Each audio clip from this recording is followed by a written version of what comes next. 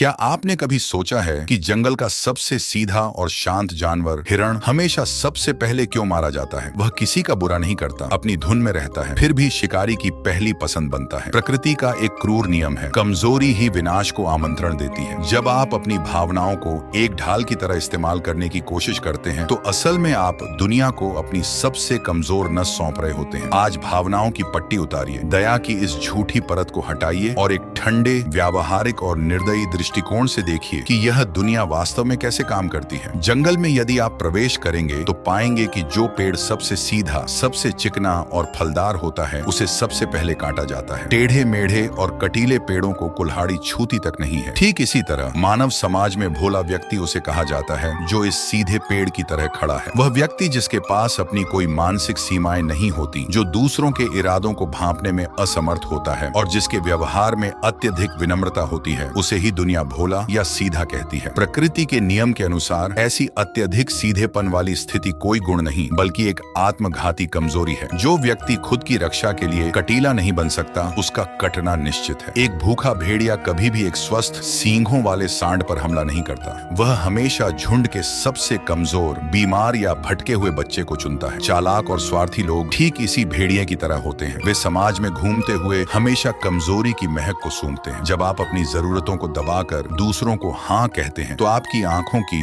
वह हिचकिचाहट चालाक लोगों के लिए एक स्पष्ट संकेत बन जाती है। वे आपकी इसी कमजोरी का फायदा उठाने के लिए आपके सामने अपनी मजबूरियों का झूठा रोना रोते हैं। वे जानते हैं कि आपका दिल पिघल जाएगा और बस यहीं से वे आपके समय, धन और भावनाओं को अपने निजी स्वार्थ के लिए निचोड़ना शुरू कर देते हैं। एक कुशल शिकारी कभी भी ऐसे शिकार पर तीर नहीं चलाता जो पलटकर उस पर हमला कर सके या जिसे पकड़ने में अत्यधिक ऊर्जा नष्ट हो। अपराधी, धोखेबाज या चालाक लोग भोले लोगों को ही क्यों चुनते हैं? इसका उत्तर बहुत सीधा है, न्यूनतम प्रतिरोध। भोले लोग न तो पलटकर सवाल करते हैं, न ही धोखा मिलने पर बदला लेने की क्षमता रखते हैं। वे चुपचाप सह लेते हैं या भाग्य को दोष देकर बैठ जाते हैं। चालाक मस्तिष्क इस बात को बखूबी जानता है कि एक समझदार या कड़े व्यक्ति से टकराने पर उसका खुद का नुकसान हो सकता है, इसलिए वे ऐसे आसान लक्ष्य ढूंढते हैं जिन्हें बिना किसी डर के आसानी से लूटा और मानसिक रूप से गुलाम बनाया जा सके। मकड़ी अपने शिकार को पकड़ने के लिए कोई हिंसक लड़ाई नहीं लड़ती, वह बस एक ऐसा चिपचिपा अदृश्य जाल बुनती है जिसमें शिकार खुद ब खुद उलझ जाता है। समाज में दूसरों को आसानी से प्रभावित और नियंत्रित करने वाले लोग इसी मकड़ी की तरह होते हैं। ये लोग अत्यधिक सहानुभूति दिखाने वाले, मीठा बोलने वाले और आपके दुखों में जरूरत से ज्यादा दिलचस्पी लेने वाले होते हैं। ये लोग भावनात्मक समझ का दुरुपयोग करते हैं। ये आपकी तारीफों के पुल बांधेंगे, आपको यह एहसास दिलाएंगे कि वे ही आपके एकमात्र शुभ चिंतक हैं और फिर आपके ही भीतर अपराध बोध पैदा करके आपसे अपनी हर बात मनवा लेंगे। उनका यह मीठा व्यवहार केवल एक सुन्न करने वाला आवरण है, ताकि जब वे आपकी जेब काटें या आपका इस्तेमाल करें तो आपको दर्द का एहसास भी न हो। जब रेगिस्तान में तूफान आता है तो शुतुरमुर्ग खतरे से बचने के लिए अपना सिर रेत में छिपा लेता है, ये सोचकर कि अब खतरा टल गया है। लेकिन प्रकृति उसे इस मूर्खता की सजा उसकी जान लेकर देती है। किसी भी बात पर तुरंत विश्वास कर लेना इसी शुतुरमुर्ग नीति की तरह है। जब आप किसी व्यक्ति की बातों को बिना किसी प्रमाण के, केवल उसकी मीठी जुबान या उसके आंसुओं को देखकर सच मान लेते हैं, तो आप खुद अपने हाथों से अपनी तबाही का समझौता कर रहे होते हैं। एक ठंडे दिमाग से सोचने वाले इंसान को हर जानकारी को पहले संदेह की कसौटी पर कसना चाहिए। बिना जांचे परखे किया गया विश्वास आपके विवेक की हत्या कर देता है। जिस तरह एक कछुआ खतरा देखते ही अपने पूरे शरीर को एक कड़े अभेद्य कवच के भीतर समेट लेता है, उसी तरह आपको भी अपने मस्तिष्क के चारों ओर संदेह का एक बौद्धिक कवच तैयार करना होगा। जब भी कोई आपके सामने कोई प्रस्ताव रखे, कोई भावुक कहानी सुनाए या कोई बड़ा दावा करे, तो अपनी भावनाओं को पूरी तरह से अलग रख दीजिए। उस व्यक्ति को एक अजनबी की तरह देखिए और खुद से पूछिए, इस बात में इसका क्या स्वार्थ है? जब आप भावनाओं के शोर को शांत करके केवल तर्क के आधार पर स्थिति का विश्लेषण करते हैं, तो सामने वाले के झूठ के धागे ताश के पत्तों की तरह बिखर जाते हैं। विश्वास कमाने की चीज है, मुफ्त में बांटने की नहीं। समुद्र ऊपर से शांत और बेहद खूबसूरत दिखता है, लेकिन उसकी गहराइयों में अत्यधिक दबाव और खतरनाक जीव होते हैं। वह जितना जीवन देता है उतना ही क्रूरता से लील भी जाता है। आपको भी अपने व्यक्तित्व को इसी समुद्र की तरह बनाना होगा। ऊपर से सौम्य और दयालु रहिए, लेकिन भीतर से इतने ठंडे और समझदार बनिए कि कोई आपकी थाह न ले सके। जब आप अपनी दयालुता के साथ एक रोक जोड़ देते हैं तो लोग आपका सम्मान करना शुरू करते हैं। यदि कोई आपकी सीमा लांघने की कोशिश करे तो बिना किसी हिचकिचाहट या डर के पूरी कठोरता के साथ उसे उसकी औकात याद दिला दीजिए। आपकी दयालुता एक पुरस्कार होनी चाहिए, कोई खैरात नहीं जिसे कोई भी राह चलता उठा ले जाए। अंततः इस क्रूर संसार में जीवित रहने का एकमात्र नियम यह है कि आपके भीतर एक मासूम मेमना और एक चालाक भेड़िया दोनों एक साथ रहने चाहिए। जब आप अपनों के बीच हों जो आपके प्रति वफादार हैं, तब अपनी दयालुता और मेमने वाले रूप को बाहर आने दीजिए। लेकिन जैसे ही आप बाहरी दुनिया, व्यापार या अजनबियों के सामने कदम रखें, तुरंत अपनी भेड़िए वाली प्रवृत्ति को सक्रिय कर लीजिए। यह सीखिए कि कब मुस्कुराना है और कब अपने दांत दिखाने हैं। जब आप दयालु होने के साथ साथ मानसिक रूप से घातक बनना सीख जाते हैं, तब इस दुनिया में किसी भी चालबाज की यह हिम्मत नहीं होती कि वह आपका फायदा उठाने के बारे में सोच भी सके।